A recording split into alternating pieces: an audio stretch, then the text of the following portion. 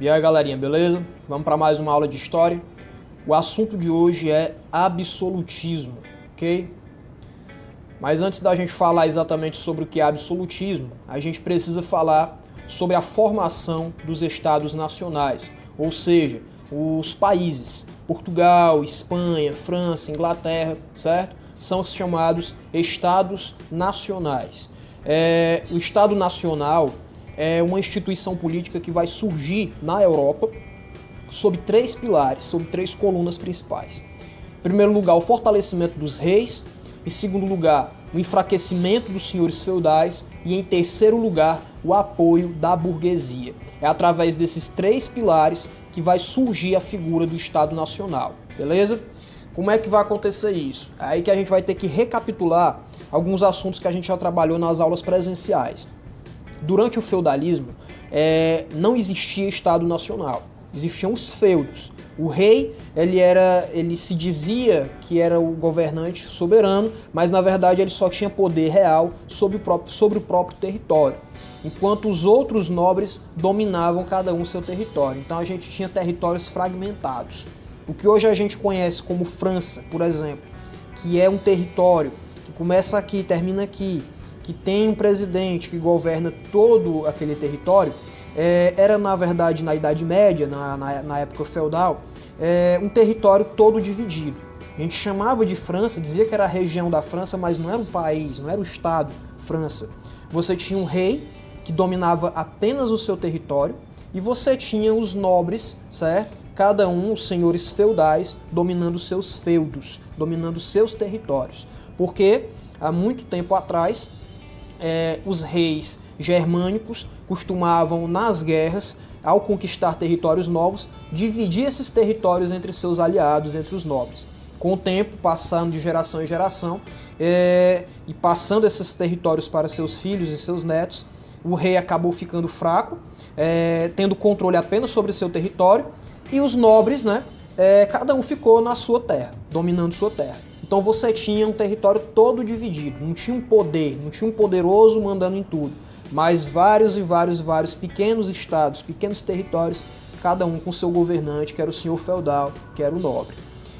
O Estado Nacional ele vai surgir da vitória do rei sobre os senhores feudais. Os senhores feudais eles terão as suas terras tomadas do rei. O rei vai colocar de novo, vai ter o domínio de novo sobre essas terras, certo? E aí ele vai construir o chamado Estado Nacional, centralizado na sua figura, na figura do monarca, na figura do soberano. E aí ao invés, por exemplo, na França, que é o caso mais clássico, de ter vários territórios pequenos governados por senhores feudais, você vai ter um grande território dominado por uma pessoa, no caso, o rei. Beleza? Como é que isso vai acontecer? Por que o rei vai se fortalecer? Por que o senhor feudal vai ficar fraco? É um assunto que a gente já trabalhou também em outra aula. A oferta de alimentos na Europa vai aumentar, a agricultura vai melhorar, as técnicas vão melhorar, contato com o Oriente também vai propiciar isso. Então a população vai aumentar. Com o aumento da população, você vai ter o retorno do comércio, ele vai voltar a ter importância. E aí, com o comércio e com o aumento da população, vai acontecer o ressurgimento das cidades. As cidades vão começar a florescer de novo. Com isso, os senhores feudais vão começar a perder força, O senhor feudal tinha um poder na zona rural. O feudalismo ele foi baseado no campo, na zona rural. Agora, com o renascimento urbano, o renascimento das cidades, o senhor feudal começa a enfraquecer. E nessa situação, quem vai ganhando força é a burguesia. Os burgueses, como eu já comentei em outras aulas, eram os grandes e ricos comerciantes, eram os banqueiros, certo? Que emprestavam dinheiro, ficavam poderosos. E aí vai começar a ter um choque entre nobreza e burguesia, ok? Nesse choque entre nobreza e burguesia, quem vai sair ganhando é o rei. Porque o rei o rei é um nobre, certo? Mas ele vai ter o apoio da burguesia. Por quê? A burguesia ela vai querer que os senhores feudais percam seu poder para que o rei seja o único poderoso e a burguesia atue em todo o território, beleza? Por que isso acontecia? Quando era na época feudal, você tinha várias terras diferentes, com governantes diferentes. Se você fosse, por exemplo, um comerciante e fosse de um feudo para outro, um território para outro, para poder fazer seus negócios, você teria muitas dificuldades. Por quê? Estradas irregulares, falta de segurança, impostos diferentes em lugares diferentes, a moeda que era aceita em um feudo não era aceita em outro, a lei dentro de um feudo era diferente da lei em outro feudo. Então o que a burguesia queria? Ao invés de ter o território todo dividido, todo rachado nas mãos de governantes diferentes, o ideal seria que todo o território pertencesse a um só governante.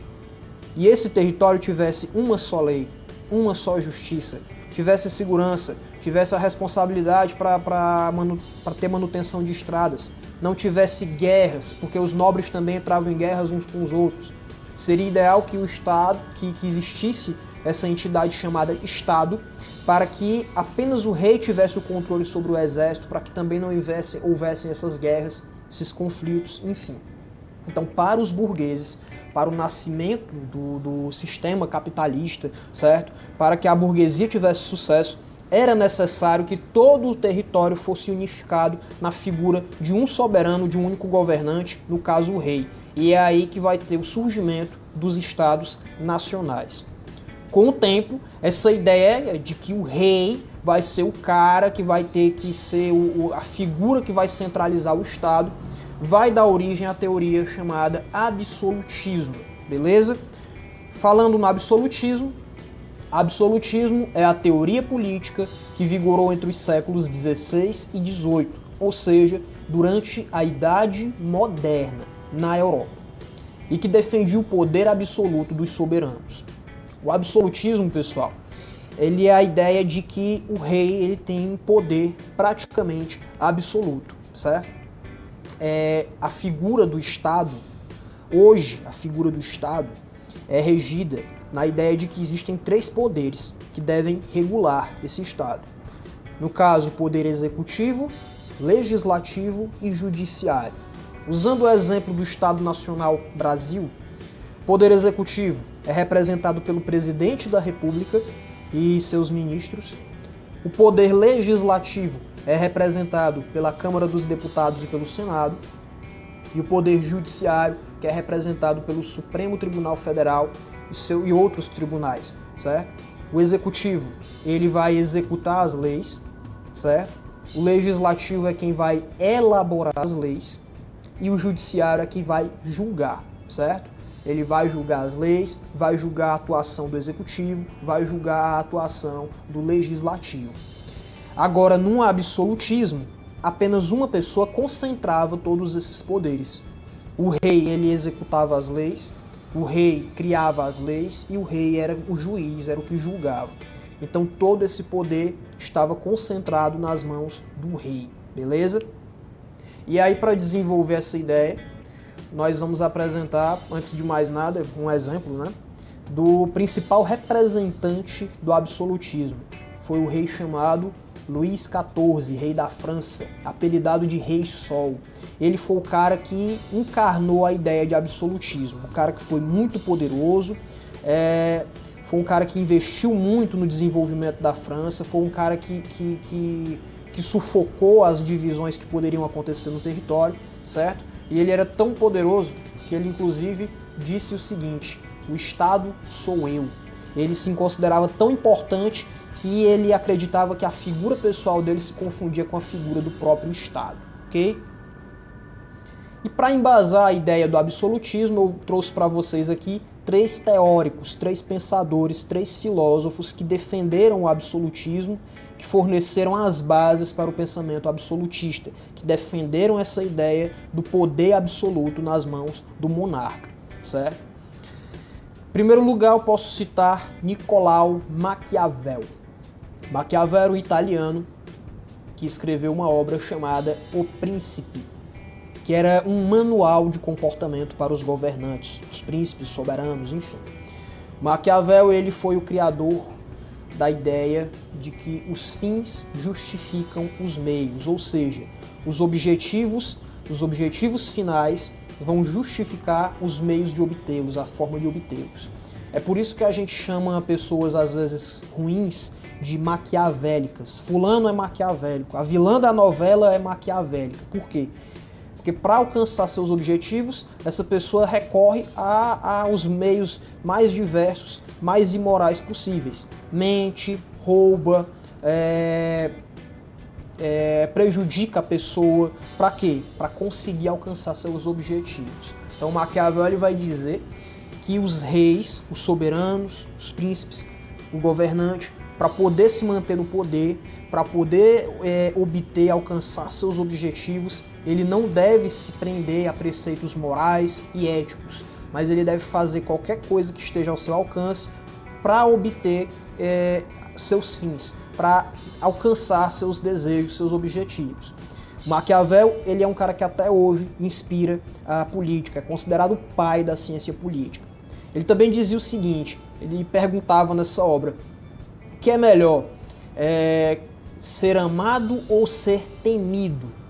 E aí ele dizia que o ideal é ser amado, o ideal para o soberano é que ele seja amado, mas é preferível que ele seja temido, porque o ser humano ele é muito instável, uma hora ele ama, mas outra hora ele abandona, ele se revolta. Agora, se você for temido, a pessoa não vai lhe amar, mas ela vai lhe respeitar, ela vai lhe obedecer, ela não vai pensar em lhe trair, em lhe apunhalar pelas costas. Mas o Maquiavel ele não foi o cara que criou também essas ideias. Ele estudou soberanos do passado que tiveram sucesso e apresentou nessa obra que a fórmula do sucesso na política do governante era essa. Fazer o que tivesse ao seu alcance, certo? Sem necessariamente se preocupar com questões morais, questões éticas, enfim, o importante seriam os objetivos. Um outro cara muito importante foi Thomas Hobbes. Até hoje é um cara também que inspira muito na ciência política. Thomas Hobbes ele escreveu a obra chamada Leviatã, que inclusive eu coloquei a figura na nossa capa. O Leviatã é um monstro bíblico, citado na Bíblia, só que o Hobbes ele vai encarar o Leviatã como se fosse o Estado. Se você reparar, o corpo do monstro ele é feito por pessoas, então seria o povo, a cabeça seria o rei, certo? Então ele já está querendo dar a ideia de que o povo é que faz o Estado, enfim, mas o rei é que vai ser a cabeça, né? Thomas Hobbes ele vai falar sobre a ideia de estado de natureza. Para o Thomas Hobbes, antes de existir o Estado, antes de existir a figura de um governante, as pessoas viviam em estado de natureza. No estado de natureza não existem leis, não existiam justiça, certo? Era a lei do mais forte. Então, para o Hobbes, antes da humanidade chegar no estágio de desenvolver estados, de desenvolver a ideia de governantes, de territórios sendo regidos por esses governantes, as pessoas faziam o que bem entendiam, certo? E aí, pessoal, ele vai desenvolver a ideia de que o homem é o lobo do próprio homem. Ele vai entender que o homem, o ser humano, precisa de controle, porque o ser humano sem controle, ele vai fazer o mal aos outros. Ele vai enxergar apenas o seu próprio bem-estar, e na ideia de enxergar apenas o seu próprio bem-estar, ele vai fazer o mal. Então, o Hobbes ele vai induzir a ideia de que para as pessoas saírem desse estado de natureza em que elas se matavam umas às outras, eles criaram o chamado contrato social, em que a pessoa nega sua própria liberdade e entrega a liberdade ao Estado, para que o Estado possa prover a segurança. Então, seria mais ou menos o seguinte, o ser humano, a humanidade, antes de haver Estado, ela vivia apenas para sobreviver, e na falta de leis e na falta de organismos de punir as pessoas, elas viviam umas contra as outras, certo? Matavam umas às outras, perseguiam, roubavam, enfim. Então a ideia do Hobbes é de que as pessoas vão se organizar na forma de Estado, vão entregar o poder nas mãos do Estado, no caso aqui, quem é que representa o Estado? O rei. E as pessoas trocam sua liberdade para que o rei tenha o direito de elaborar as leis e essas pessoas vivam sob as leis. Então ele vai entender o seguinte, que para que a gente não viva no estado de natureza se matando uns aos outros, a gente troca a nossa liberdade para acreditar no poder das leis. E a gente se submete a essas leis, certo? Regidas pelo Estado. E o Estado tem o direito de punir as pessoas que não obedecem a essas leis. Se você rouba, se você mata, se você comete qualquer crime, o Estado ele vai ter o poder de lhe prender, de tirar a sua liberdade e de lhe julgar e punir, né? Então o Estado é que vai ser o dono, por exemplo, do Exército, vai ser o dono da polícia, certo? Vai ser o dono das prisões, vai ser o dono dos tribunais, ok? Então essa ideia de que essa necessidade de controle, controlar as pessoas, é que vai sustentar a ideia absolutista do Hobbes. E aí, por último, Jacques Bossuet, que foi um conselheiro do Luís XIV. O Bossuet, ele vai escrever uma obra chamada Política tirada da Sagrada Escritura. E ele vai desenvolver uma ideia chamada Teoria do Direito Divino dos Reis. Presta bem atenção. Bossuet simplesmente dizia o seguinte, que se fulano é rei, é porque Deus quer. Então ninguém tem o direito de questioná-lo e muito menos derrubá-lo do poder. Para Bossuet, se uma pessoa se tornou rei, se o cara se tornou rei, isso quer dizer que aquilo é a vontade de Deus.